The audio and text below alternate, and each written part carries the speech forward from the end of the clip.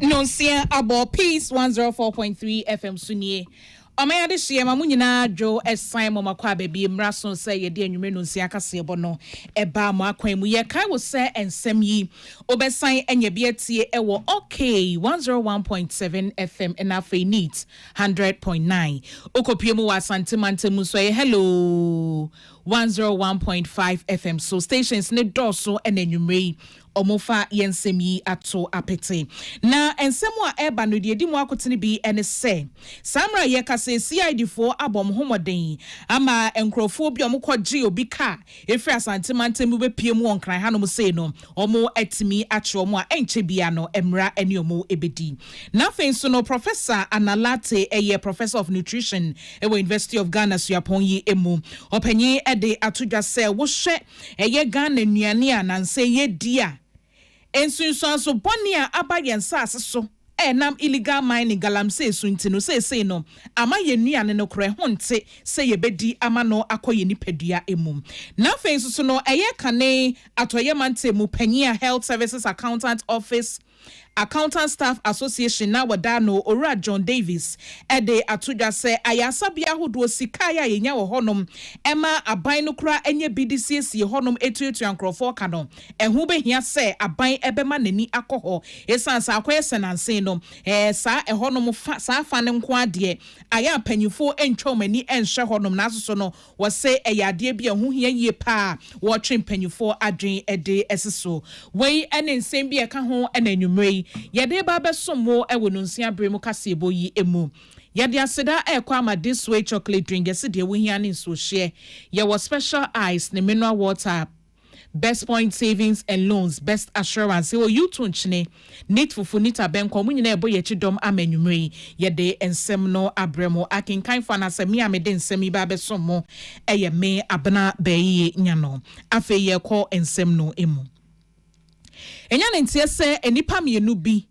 a omokwaje ka obi ka efri ne nsem ewo asante mantem de bepie mu wonkran kroduem hadum se no CID4 abom homoden ama wonsa aso emu nipa mienu samra ye kasei na saasem a ye ka ho asem yi esi efiada no ena enya ntie se obi ka ye Hyundai Tucson a registration number wo sha eye new kura chese yen register car no eno mukwaji free oni kuro no ensem na abra asem no kodu abambofo nsem no eno mo ye ne ntem etia abambofo kaye na so se de asini enti no e wo so mo bomoden pa ehwe na oni kuro na se nkrofo mo je sa kai efri ni ransem no yen sabetimi aka wo mo na CID4 so te ye no omo ana asem no so entem ho na mo sha ase so ye omo hwehwemu nto munya ne nte se ade chen November boso me de to so wo twememenda no sansa ade ni sifiada enti memenda no na mo hu se ka ya ye ka ho asemi Hyundai Tucson no enam ofanko ba wiade ba St John's enkran hanom sei o metimi de car na free Kumase aba bedru enkran hanom sei enti abra nkrofo ni hu se da bi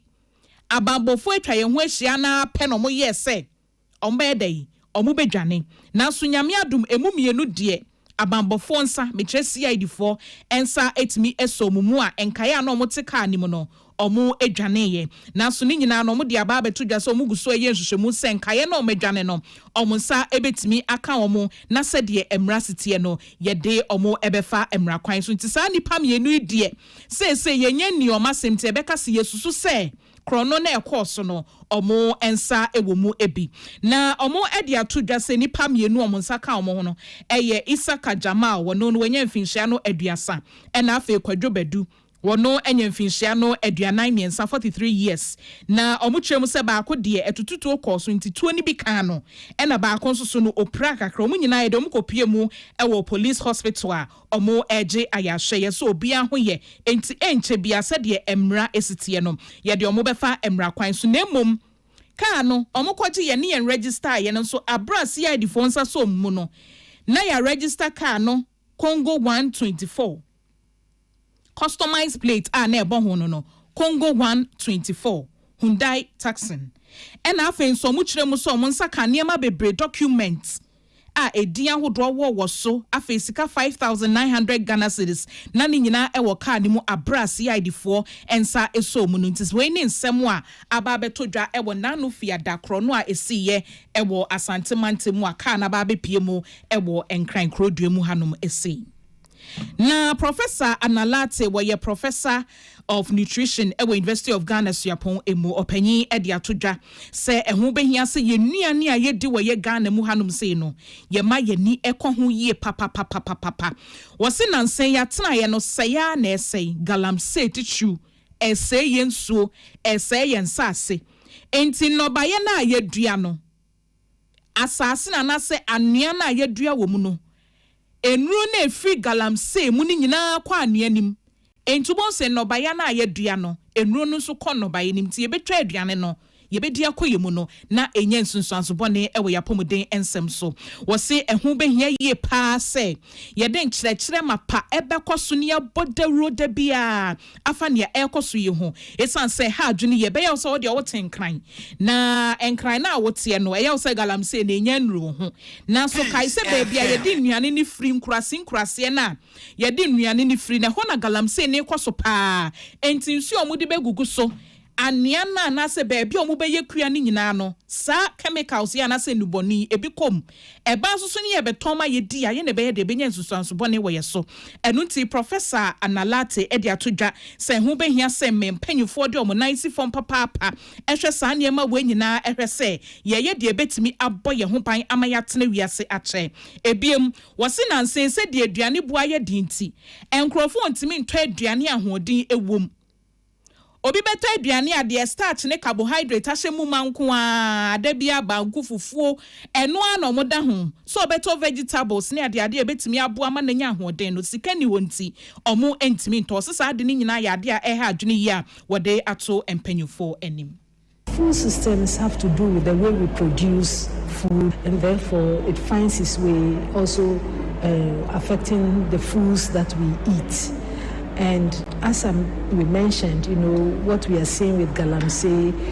polluting our waters, polluting our soils. And don't forget that nutrition really starts from the soils, because what is in the soil goes into the plants and ends up on our table. Them in your food in levels that are higher than the body can handle causes health problems for us. And that's why the link with galamsey, polluting our waters, polluting our soils, we are also influencing our food systems. 65% of Ghanaians cannot afford a healthy diet. Any Professor Anna Latte were Professor of Nutrition at University of Ghana Suapon Emuna Project Principal Investigator or University of Ghana Suapon School of Public Health Professor Amos La wanosu echiemu se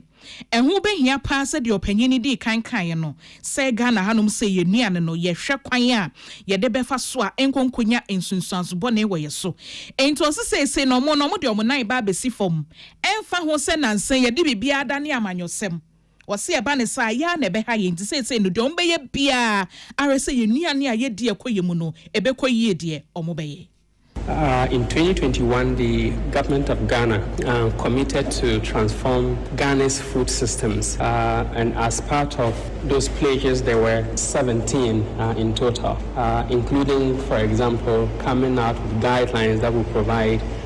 guidance to Ghanaians as to what kinds of foods are good to eat and those that they're 100% sure of continuity. The second reason why no government would say no to this is we are facing an existential challenge with respect to that which we eat. If we get our food systems wrong, and this is a project that seeks to help Ghana transform her food system such that food we get from our food systems are not only nutritious but are healthy for population. Any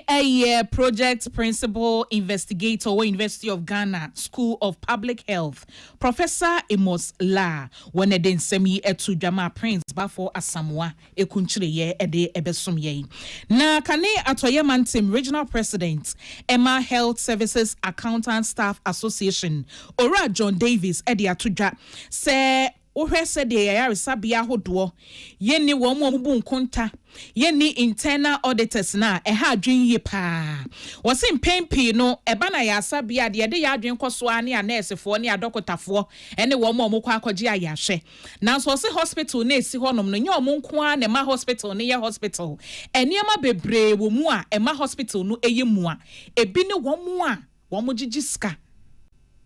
enti no se ehu behia pass ye mpanyimfo hwe se de be ya ye betimi atwa yani akwa wo mo esan so sis adwuma na omo ye sika na omo gye no enu na timi boa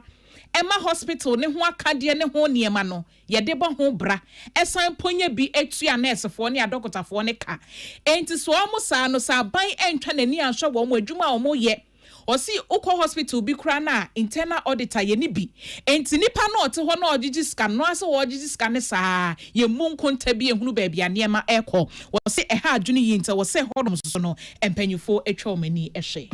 I mean, we are talking about revenue, we are talking about expenditure, we are talking about report writing, report preparing, auditing, monitoring. Only easy. Until when you go to most of the hospitals, nursing training colleges, staff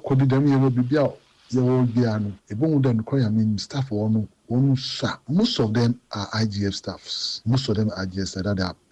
paid. They don't conform. They are not be mechanized. The mechanized staff, they can go to an hospital, maybe 1 or 2 accountants, and they are manning the place. They are always under stress. Into all day, yes, say, ne aban no recruit more staff for the accounting class and audit class. Na Ora Davis esan editor so biemu se hu behia said your all can say aban epe wo mo bekwa akobu nkunta ye se adwuma no so ye ya asabia hodo na eniema ne akande e betimi aboa ama adwuma no mo ye akọwa no so no e wo se aban hwe na o ye ne pepepe facility no generation na urban na yemo de odoso so you cannot pay equally like that, but they are the people once we adwuma papa iti aban adwuma kase pa na oda abanodo we are begging and pleading the sector minister on for cabinet no one can discuss the embrace abade audible share Ghana Health Service health accountants non auditors no upija one staff strength.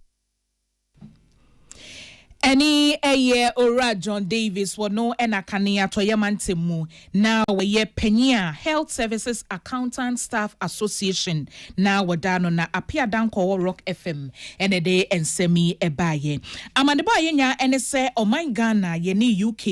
eye nkabo mu dwadi aye di no sei no mfaso no ekosro papa we no eye afe 2024 ebepem September busumi ye twam ya wo 2025 de ena panyufo ede ba omuchemu say every year kopem 1.5 billion pounds when wo hwe mu apagya wo de toto afia etwemu anase mfia etwemu a we no kosoro pa be o hanchechemu enum echiripo enson na omode amadeboyi etudwa ebo eye UK Ghana Chamber of Commerce omo annual business awards omo ye ewo Kempinski Hotel na ho na chief commercial manager Emma Ministry of Trade Agribusiness and Industry Ora Kofi Ado edi tudwa say we no se ayonkofo anase dwedi ayonkofo ada oman Ghana ni UK ntem no ekosoro enyini enti ewose ye hyemu hena pa na ye hwese de ye nya nimpo no afefufra ye bewram no ebetimi abrosa na enten kofom wose wo hwe eniema UK fo ede ba ye mayimu a emu apagya over 888 million pounds ena Ghana ha so no eba no ye koko eni nuane nkaye bia yenso so ye de kɔ hɔ no mo kɔtɔn a eno so kɔsoro pa be 640 million pounds ento se edwedie nkabom yi de ekoyi ayonkofa eda oman Ghana ne UK ntem ewo edwedie afam na ekoyi pint wosre say ye mpanyufo enhwemu kena. Our total trade between Ghana and UK hits 1.5 billion pounds, marking a 5.7 increase from the previous year. UK exports to Ghana rose by 22.3% to 888 million pounds. As Ghana's exports to the UK stood at 640 million pounds, led by cocoa, paste, tropical fruits, and processed. These figures are more than statistics. The government of Ghana is committed to reset Ghana's economy, with special emphasis on improving business environment to respond to private sector needs. Any eye ora Kofi Ado no na ye chief commercial manager ewo asoye hwedwadie eni mfidi nyuma ensem eso kasewie ye no na opanyin a wono so waye head of strategy and programs 24-hour economy secretariat Abdul Neiza Alidu enso echiemu say 24-hour economy na eba no eba beboa pa niema bi se krenti na aban edeba ye se de be ya edwa hodo aye die no ye betimi enya emredodo die enya mfaso bebre wose samra ye kase kopiemu woti ene fragmentemu honomu a omo agi asase tetrete kakraka pa omo de ba be yemfidi nyuma ni nyina no ebeboa kra ma edwuma mu akwanya ebia magana emebuno. The key thing to understand about the 24-hour economy, that we are looking to make Ghana a lot more competitive. We believe in inherent competitiveness, and if Ghana is a lot more competitive, what that also means that we're able to trade better with our partners. And I was just telling the UK GCC folks that hopefully with 24-hour economy being successful, we're going to significantly increase the membership of the UK GCC. Why? It means more Ghanaian companies will be competitive, be able to do business in the UK, and more UK businesses would find Ghana as a destination that is good to do business and come and do business with us. Any eye ora Abdul Neiza Alidu wano ena waye penye eba no strategy and programs 24-hour economy secretariat wadano na ne krakra mu na kwantrefo penyi ema UK Ghana Chamber of Commerce Ajoba Chiama wano so den same say eto aso. Ghana Chamber of Commerce was established to promote and help grow trade between the UK and Ghana. And when it comes to the private sector, I think we're the foremost establishment that does this. We work very closely with the UK government and the Ghana government. And this evening's event is supposed to be a celebration of our member companies and also to celebrate the long and enduring relationship that has existed when it comes to business between Ghana and the UK. So you will notice that we have categories of awards that specifically speak to the relationship. There was the decades of UK-Ghana business relationships. Any eye Ajoba Chiama wano ne ye kwantrefo pamia UK Ghana Chamber of Commerce wadano ane o kenyina ne se ehun behia se edwedi ayonkofo eda o man Ghana ne UK ntem ne bekoso ahye mu kinana mfaso we yempo aye hu no ye benya de echensa na afen susu no eye Kintampo mrahye bedwani we ye Kintampo North mrahye bedwani odmonyamfo Joseph Kwame Kuma wone Business Advisory Center for Akan adan dwumedie bi adiwe no eye emo omo de ba beboa wo mo a omo esua ensanu nyuma se bia nipa no afa kura no wa dwumani mu a ye kire no no ekwan omo betimi aboa ama de omo sua no etimi akwa anim na afa no menye bibia ye so omo pon a omo ema metena fa akon na omo de niema ne akade ama adwumamu wurafo no wo mo magye mabunu no kire wo mo no omo de niema ne akade bebre ama omo se adwuma no omo kire omo no mo fanka ho se de be ya ebetimi aboa ma bibia koso wano wo se wo bepie mu Kintampo North se ya eba no mabunu no da ache a edena koma pono so ena afensusu no opese mpuntu nyuma bebre na ekoso enti wo hwe se de mabunu bebre na de omho akwakọ rewre nyuma mu ensa no nyuma omo esua ewo so no so pekwan bi a obetimi aboa nti san fidie ne niema ne akade yi wo de ma se de be ye betimi aboa ma bibibia omusua no ebetimi edimu afensusu no wo si enyuma mu kwan bebre ebie eba no police eba ni prisons immigration fire service inti ni mepunu no form ho anyim se de be ya da bia na omu so se nyuma ni ho no eso ebetimi ate mo so mo yen se ho adwuma no so die na ye ka fam ho nti akwa ye hihye ene nto aso ni ye hu de se ye mamo ensa ho adwuma no ma mo de be ye na mo tinya ye ni ni akra ensa ka no mo se nche omo kwani headquarters by amebe ya do na danu bi ho tin ya me so me chefa no so mo fanto o mo bi hia mo na me so me nye de mo fan hia mo sa na enwie pe na mesere mo bibia ye ban ho ban bo ene ye be ko ani se be ketwe ko bisa ne bo a nim ne bo bebre se be ye wan si di kra ana adofo de amawa na so bo ho ban Any eye Kentampo North Mashebidwani Odumunyamfo Joseph Kwame Kuma Nana yaw Abuaje owo Adas FM Kentampo enede ensemi ebaye enfutuo mapa akwa magana mebunu se ewo se omugina brani na eba no niema ahodo bi a essay wo man na ebi ne ketashe proye dream ne kankan afa galamse ya de bia ya no demu aye kana wo se Ghana mabunu ede omohuji mu pomu gina brani nya akokodro ehwese ye betimi akon ede so inkunim na opanya eba no programs awoda no wo Star Ghana Foundation Eunice Rahel Agbenyaji wono enede ensemi etudwa ewo afi Ghana Youth Summit ekoso ewo kofodua wo se emebunu no ewo ahoodin wo nimdie ne akokodro mu betimi agina yie pa ahwese sa niema we na ese ye ketashe proye dream ne kankan galamse ade bia ye ka ho asem a entimi nkowie baabia no wo se wo gidie wo Ghana mabunu mu se omu betimi aye enti wo sra omo so omo nka omadwene ne omu bibia no mahoodin emom na omu nyina se de be ya sa de we no ye betimi edisu enkunim.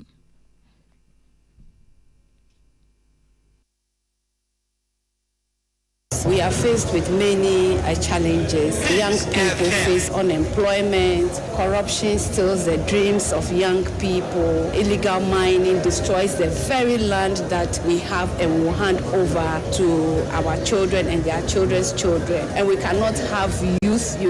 passive in the whole conversation and effort. And we do really believe that when young people mobilize across all divisions, political division, tribal division, educational division, we can achieve a lot of progress at addressing corruption that we are faced with and also illegal mining. And so it's important that as we discuss, young people's effort and influence in the reducing corruption and also reducing illegal mining.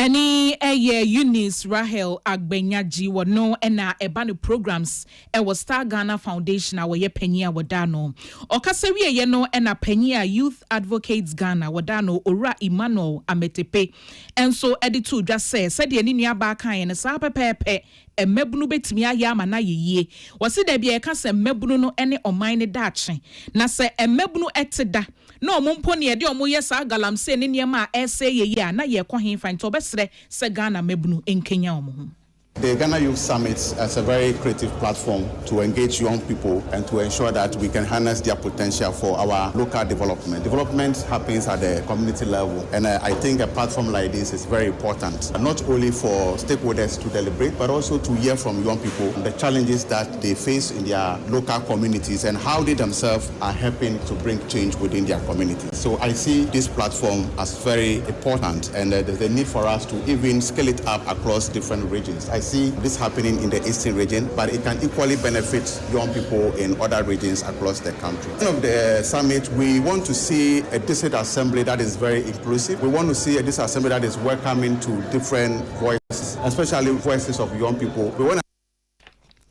Any ora Emmanuel Ametepe wono na ye penya Youth Advocates Ghana wadano ne krakremu ena mensini kracho wo New Drabin South. Honorable Ransford Owusu-Boakye and so can say it was. It challenges us to rethink the role of young people, not merely as beneficiaries of development, but as critical drivers of innovation, productivity. Across Ghana and indeed the world, young people are shaping the future through technology, entrepreneurship, creative arts, and community service. Their energy, ideas, and commitment are invaluable assets that we must nurture and channel towards building a prosperous. Here in New Drabin South, we have seen firsthand the positive impact of youth involvement through various community initiatives and partnerships. Our young men and women continue to demonstrate resilience, creativity, and leadership. Any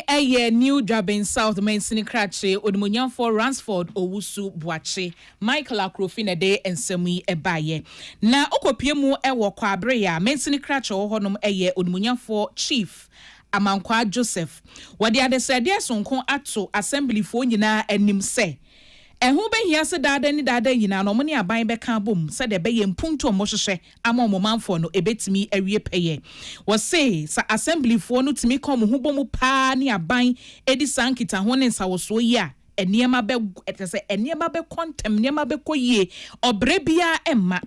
Wo say ensemi a wodi tu dwe nyina egina eye afi akonhumesika yetwa edi amakwa abri east mensini wase said the assembly for no agye atomu aso akonhumesika ni mo de ne mapegu akwan mu ahwe kwan yo betimi disika na eye adwuma mampuntu aba efe keke enti wasrese assembly for ni nyina ehwese omobekoso a eye saade we resetting agenda budget no da bia medical aka say kwabri east no sesi assembly members a mebeto wo mo na meni wo no mo ye adwuma no o ma kire say impuntu nti na wo no bae edin kan media review who said isiko and afi ye general assembly angasa ye budget aba for 2026 so who said yes yakwa kire say am I ready for development impuntu ehun asem so de e ba wo man mu a ye nyina na etu amika na eje ameda ocheri amponyankopon ase na mada assembly members na se na masre wo no say da bia ye nyen say de ye ni na obi kan akiri wo say for the first time in the history of kwabri politics no enya kwan ye PowerPoint presentation achechrim the country me technocrats ne say me pesa obi di bibi be say bibi executive committee report na ye de aba budget no